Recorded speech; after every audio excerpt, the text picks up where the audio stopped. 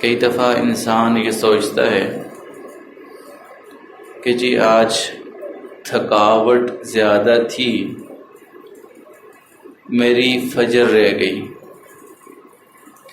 کئی دفعہ اپنے آپ کو یوں تسلی دیتا ہے کہ جی کام کا لوڈ زیادہ تھا، عصر کی نماز رہ گئی۔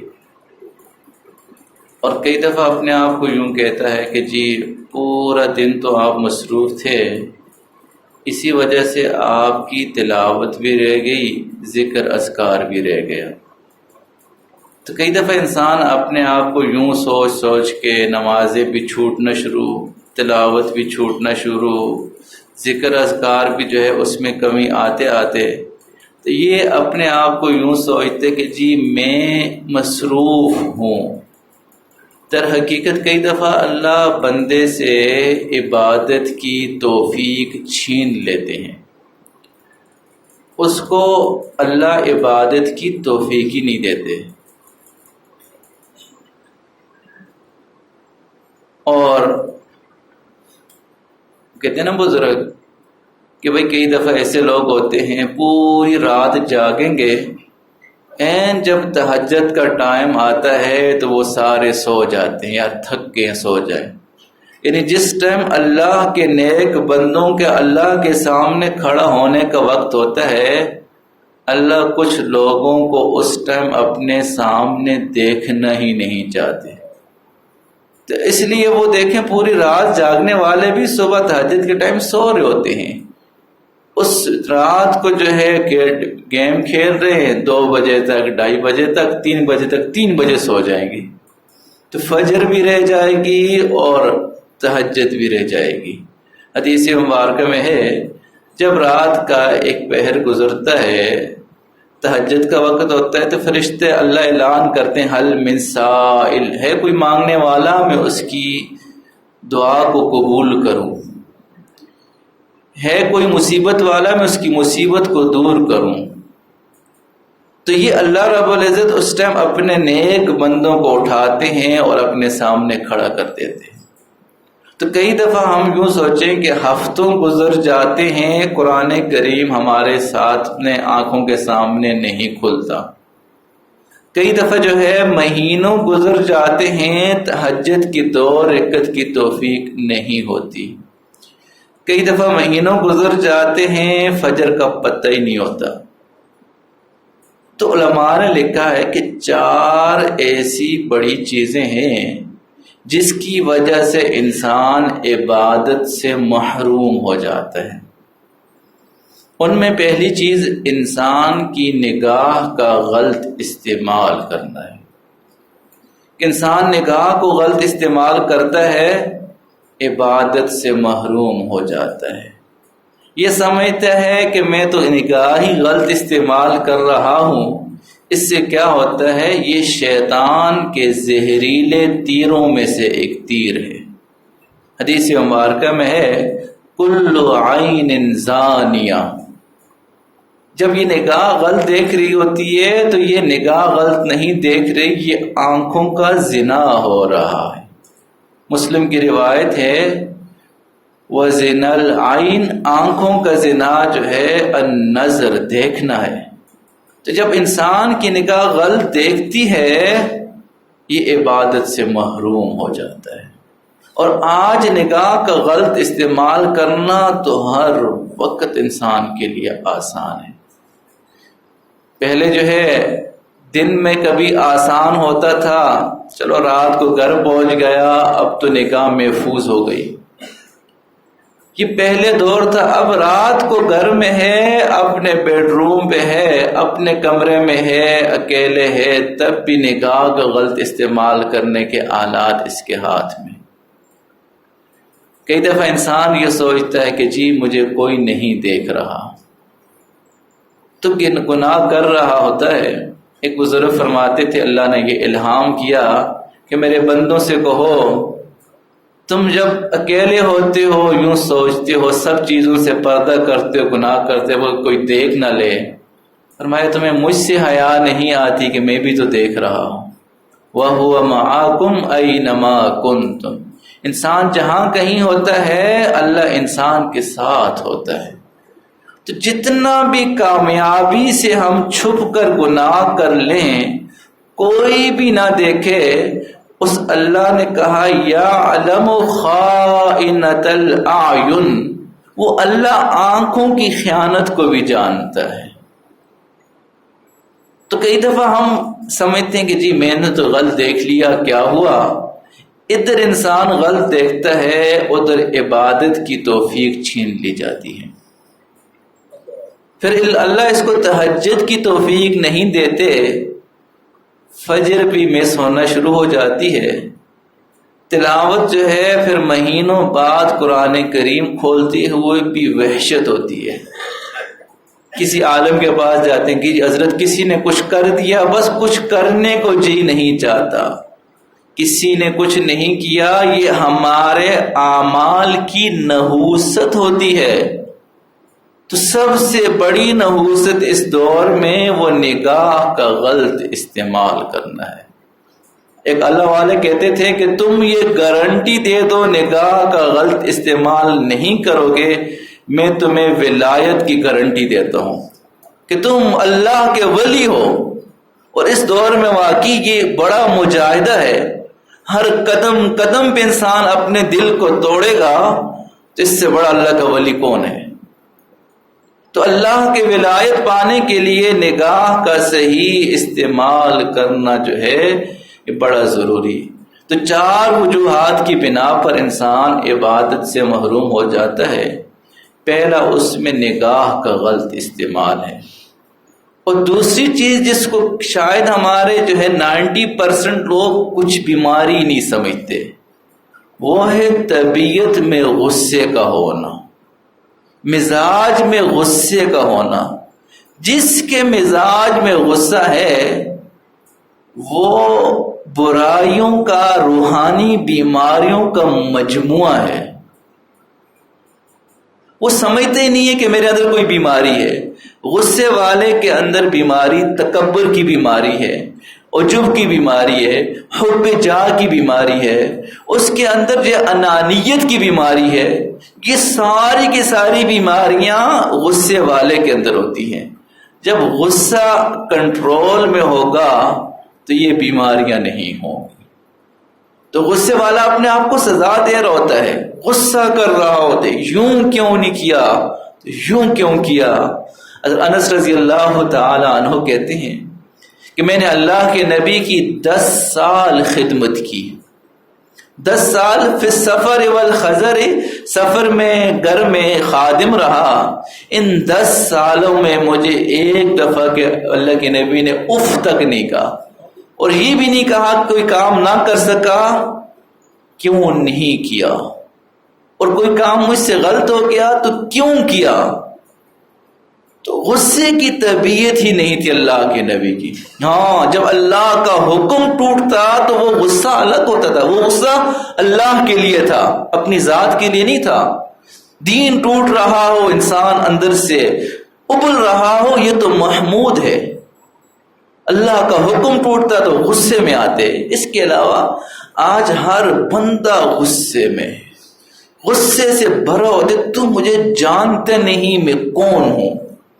جب یہ کہہ رہا ہوتا ہے نا تو مجھے جانتا نہیں میں کون ہوں، تو گویا کہ یہ بندہ جو ہے متکبر ہے، یہ غصے والا ہے. اور غصے والے کی جو ہے گھریلو زندگی بھی ڈسٹرب رہتی ہے. اور غصے والا جو ہے بڑھاپے میں اکیلا ہوتا ہے. میں نے تو بہت سارے دیکھے، اپنے خاندان میں دیکھے، طبیعت میں غصہ تھا تو بوڑھے ہو گئے، مزاج وہی غصے والا.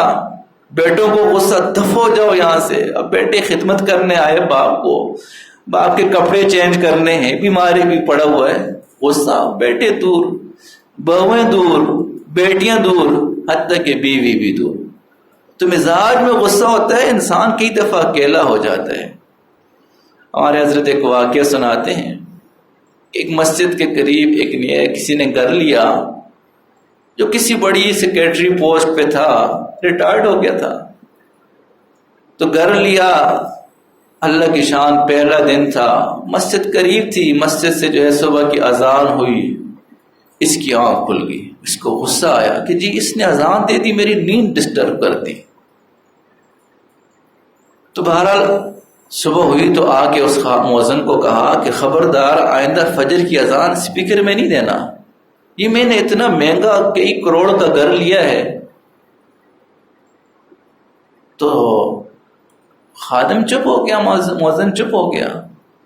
نمازیوں سے پوچھا کہ بھائی یہ بندہ تو یوں کہہ رہا تھا، تو نمازی نے کہا نہیں آپ اذان دو، ہمیں تو اذان سن کے ہم آتے ہیں۔ دوسرے دن پھر اس نے اذان دی، اللہ کی شان، اس کی پھر نیند ڈسٹرب ہوئی، فوراً اٹھ کے آیا اور آ کے اس مؤذن کے چہرے پہ زور سے مارا، مسجد سے باہر نکل رہا تھا، فالج کا اٹیک ہو گیا۔ یہ جو ہاتھ اٹھایا تھا وہ ہاتھ وہیں شل ہو گیا، گھر چلا گیا۔ تو اب بالکل جو ہے معذور ہو گیا، لیکن طبیعت میں غصہ تھا۔ بچے خدمت کے لیے قریب آتے تو ان کو گالیاں، بیوی کو گالیاں، تو کچھ دن بچوں نے بھی برداشت کیا، بیوی نے بھی برداشت کیا۔ آخر کو انہوں نے کہا کہ جی اس طرح نہیں ہو سکتا، ہم گھر چھوڑ کے جا رہے ہیں۔ تو انہوں نے گھر چھوڑ کے نکل گئے۔ اب اس نے اپنے بھائی کو فون کیا کہ بھائی بیوی بھی چلی گئی، بچے بھی چلے گئے، اب تو مجھے کوئی سنبھالنے والا ہی نہیں ہے۔ بھائی نے کہا میں حاضر ہوں، میرے پاس آ جاؤ۔ بھائی اپنے پاس لے گیا۔ تو چونکہ مزاج میں غصہ تھا، بھائی کے بچوں کو گالیاں دینا شروع کر دی، بیوی کو گالیاں دینا شروع کر دی۔ آخر بھائی نے کہا کہ بھائی ہمارا گزارا نہیں ہو سکتا۔ اٹھایا اس کی چارپائی، اس کو اٹھایا اور باہر روڈ پہ ڈال دیا۔ دیکھیے بالکل معذور ہو گیا تھا، ہاتھ پاؤں سے شل۔ تو روڈ پہ بیٹھا ہے، ایک کو گالیاں دے رہا ہے، دوسرے کو دے رہا ہے۔ کسی نے اس کے سامنے روٹی لا کے رکھ دی، اس کو گالیاں دی کہ اس کو مجھے کھلائے گا کون۔ اب اس نے جب گالیاں سنی تو وہ بھی چلا گیا، اس نے کہا یار اس بندے سے کون نمٹے گا۔ آخر کرتے کرتے کوئی بھی قریب نہ آیا، تو کسی طریقے سے روٹی اپنے پاؤں میں پکڑ کر نوچ کر کھا رہا تھا، پورا دن دھوپ میں بیٹھنے کے بعد۔ تو یہ غصے والے بندے کی مزاج یہ ہوتا ہے، اس کو آخر میں اکیلا چھوڑ دیا جاتا ہے، اس کو تکبر کی سزا ملتی ہے۔ تو ہر بات میں گھر میں جا کے غصہ کرنا، یوں کیوں نہیں ہوا تو یوں کیوں ہوا، بچوں کو ڈانٹنا، بیوی کو ڈانٹنا، بیوی بھی کہتی ہے کہ بھی کیا مصیبت آ گئی ہے۔ تو غصے والا بندہ کئی دفعہ بہت غلط کام کر لیتا ہے۔ اب ایک جاننے والی ہماری خاتون انہوں نے بتایا، کینیڈا میں ان کے پڑوس میں کوئی بوڑھے میاں تھے، 80 سال عمر تھی، اور 80 سال کی عمر میں جا کے ہر وقت غصے والی طبیعت بیوی کو طلاق دے دی۔ ساری عمر زندگی اکٹھی گزاری اور 80 سال کے بعد جو ہے جا کے بیوی کو طلاق دے رہے۔ یہ غصے کا انجام ہوتا ہے، اللہ اس بندے سے نعمتیں چھین لیتے ہیں۔ تو 4 بندے جو ہے ان کو عبادت کی توفیق نہیں ہوتی۔ ایک جو نگاہ کا غلط استعمال کرتا ہے، دوسرا وہ جو غصہ کرتا ہے، تیسرا وہ جو حرام کھاتا ہے، جو سود کھاتا ہے، جو رشوت کھاتا ہے، جو اس دوسروں کا حق کھاتا ہے، ایسے بندے کو بھی عبادت کی توفیق نہیں ہوتی۔ ظاہراً وہ سجدہ کر بھی لے گا، مسلم کی روایت ہے، بندہ سفر میں ہوتا ہے اور کہتے یا رب یا رب یا رب انا یستجاب، اس کی دعائیں قبول ہی نہیں ہوگی، یہ اللہ کی مقبول لسٹ میں ہے ہی نہیں ہے۔ انا یستجاب، اس کی دعا قبول نہیں ہوگی۔ ملبسہ حرام، اس کے جسم پہ جو لباس ہے حرام ہے، اس کے جو ہے پیٹ میں جو ہے مشربہ حرام، اس کا پینا حرام ہے، مطعمہ حرام، اس کا کھانا حرام ہے۔ انا یستجاب، اس کی دعا کیسے قبول کی جا سکتی؟ وہ کہتے ہیں نا، انگلش کا محاورہ ہے، you are what you eat. ہمارے حضرت کہتے ہیں نا کہ بھائی تم وہی کچھ ہو جو تم کھاتے ہو. کہتے ہیں انگریزوں نے تو یہ محاورہ بنایا انسان کی صحت کے لیے کہ انسان جو غذا کھائے گا اس کی صحت بھی ویسی ہوگی، لیکن در حقیقت یہی ہے جو کھائے گا اس کی حقیقت بھی وہی ہے. حرام کھائے گا تو جسم سے جو ہے عبادت کی لذت اللہ چھین لیں گے. سود کھائے گا اللہ عبادت چھین لیں گے. رشوت آسانی سے لے لے گا اللہ عبادت کی لذت چھین لیں گے. کئی دفعہ ہم کچھ چیزوں کو تو حرام سمجھتے ہی نہیں ہیں، کاروبار کر رہے ہوتے ہیں اور اس کو جو ہے شریعت کے دائرے میں لاتے نہیں ہیں، نہ چاہتے ہوئے بھی کچھ نہ کچھ حرام ہم پھر بھی کھا رہے ہوتے ہیں. چونکہ کسی عالم سے کبھی ہم پوچھنا ہی نہیں چاہتے کہ جی ہمارا یہ کاروبار جو ہے شریعت کے مطابق ہو جائے. بہت سارے ایسی ڈیلز ہوتی ہیں جو اس کا شریعت میں جائز ہی نہیں، حرام ہے. تو کئی دفعہ چیزیں ہم حلال بیچ رہے ہوتے ہیں، طریقہ کار حرام ہوتا ہے تو وہ جائز نہیں ہوتا. تو 4 بندے ایسے ہیں جن کو عبادت کی توفیق نہیں ہوتی. ایک وہ جو نگاہ کا غلط استعمال کرتا ہے، دوسرا وہ جو غصے والا ہے، تیسرا وہ جو حرام کھاتا ہے، چوتھا وہ جو نیک لوگوں کی صحبت میں آتا جاتا نہیں. جتنا دور ہوتا جائے گا اتنا جو ہے اس کی گیدرنگ الگ ہوتی جائے گی، عبادت سے دور ہو جائے گا. جس ماحول میں انسان بیٹھتا ہے نا، میں کل بھی ایک ساتھی کو کہہ رہا تھا کہ جی اگر آپ نے کاروبار کرنا ہے تو مایوس لوگوں کے پاس بیٹھیں گے، وہ آپ کو مایوس بنا دیں گے. وہ آپ کے سامنے مارکیٹ کا ایسا نقشہ کھینچیں گے، آپ کہیں گے اس سے بہتر ہے میں جو ہے کچھ بھی نہ کروں. تو جیسا ماحول ملتا ہے انسان اس میں رچ بس جاتا ہے. المرء علی دین خلیلہ، انسان اپنے دوست کے مذہب پر ہوتا ہے. تو جیسا دیس ویسا بیس، جس طرح ماحول ہوگا انسان کے اندر بھی وہی جذبات ہوں گے. تو اس لیے ہم کوشش ہی کریں کہ جی ہمیشہ نیکی کے ماحول میں خود بھی جڑیں، اپنے بچوں کو بھی جوڑیں. اس دور میں اگر کوئی والد یہ چاہے کہ میرے بچے نیکی پہ آ جائیں، کوئی اور حل نہیں ہے. اس کو اللہ والوں کے ساتھ، اس کو نیک لوگوں کے ساتھ جوڑیں گے، اس کا ایمان بھی بچے گا، اس کا دین بھی بچ جائے گا. ادھر سے جتنا دور ہوتا جائے گا تو ماحول میں شکرے بیٹھے ہوئے ہیں، یوں جو ہے اچکنے کے لیے بیٹھے ہوئے ہیں. ہر طرح کا ماحول دستیاب ہے. یوں نکلیں تو کٹی ہوئی پتنگ کی طرح کوئی ادھر سے ٹھوکر مارے گا، کوئی ادھر مارے گا، انسان کو پتہ ہی نہیں چلے گا میں کیا کر رہا ہوں. تو دعا ہے کہ جو کچھ کہا گیا اللہ عمل کرنے کی توفیق عطا فرمائے. وآخر دعوانا الحمدللہ. اللهم صل على سيدنا محمد وعلى آل سيدنا محمد وبارك وسلم. اللهم صل على محمد كما هو أهله.